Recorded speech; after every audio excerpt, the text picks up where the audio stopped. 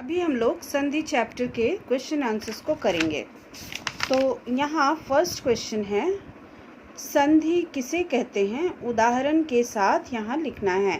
यहाँ क्वेश्चन मैंने ऐड किया है, इसको आप लोग भी ऐड कर लीजिएगा। तो इसका अभी हम लोग आंसर देख लेंगे। यानी संधि की परिभाषा पूछा जा रहा है। दो वर्णों के मेल से जो परिवर्तन होता है उसे संधि कहते हैं। ऊपर में उदाहरण दिया हुआ है, हिम आलय हिमालय, सूर्य उदय सूर्योदय, मनः रम मनोरम। तो ये हमारा फर्स्ट क्वेश्चन का आंसर कंप्लीट हो गया। सेकंड क्वेश्चन में अब हम लोग आएंगे। सेकंड क्वेश्चन है, संधि के कितने भेद हैं, उनकी परिभाषा दो उदाहरण के साथ लिखना है। तो यहाँ पर अब हम लोग देख लेंगे संधि के भेदों की परिभाषा। तो संधि के 3 भेद होते हैं। पहला है स्वर संधि, व्यंजन संधि और विसर्ग संधि। तो सबसे पहले स्वर संधि की परिभाषा हम ले रहे हैं। 2 स्वरों के मेल से जो विकार या परिवर्तन होता है उसे स्वर संधि कहते हैं। और उदाहरण हम लोग लेंगे, राम अवतार, रामावतार। उसी तरह से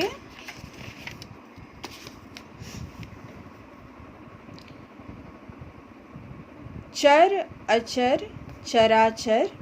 तो ये 2 उदाहरण हो गया स्वर संधि के। अब दूसरा बोलता है, दूसरा भेद हमारा है संधि का व्यंजन संधि। तो जब एक व्यंजन दूसरे व्यंजन अथवा स्वर से मेल होता है तो इस प्रकार के मेल को हम व्यंजन संधि कहते हैं। और उदाहरण है सत जन सज्जन, दिक् गज दिग्गज। तो ये 2 उदाहरण हम लोग ले लेंगे। अब तीसरा वाला भेद हमारा है विसर्ग संधि का।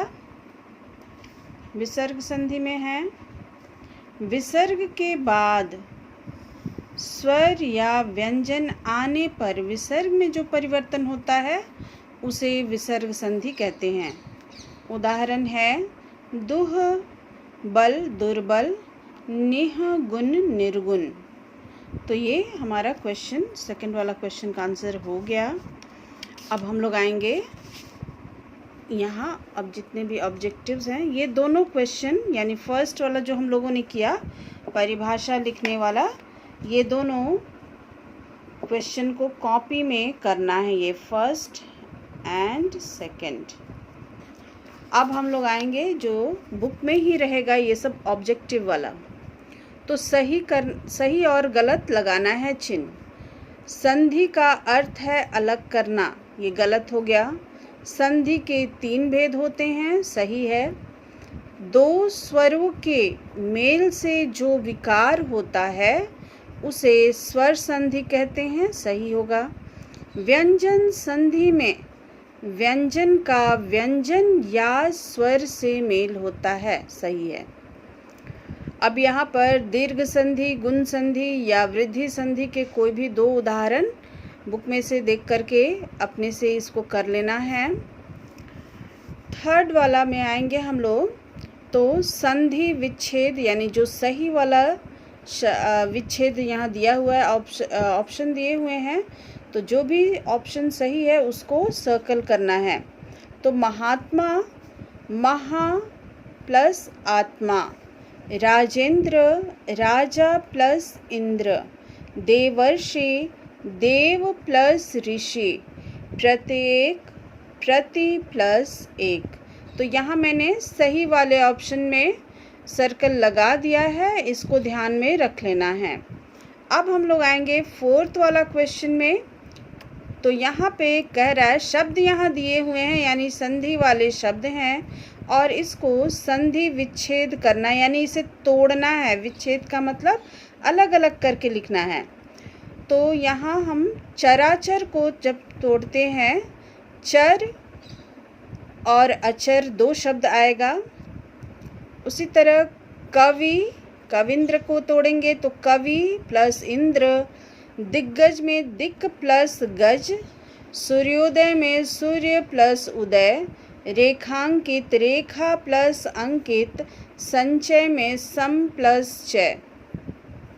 तो ये हमारा 4th वाला क्वेश्चन का हो गया। अब यहाँ पर दिया है कुछ शब्द, यहाँ 2 शब्द दिए हुए हैं और उसको संधि करके एक शब्द बनाना है।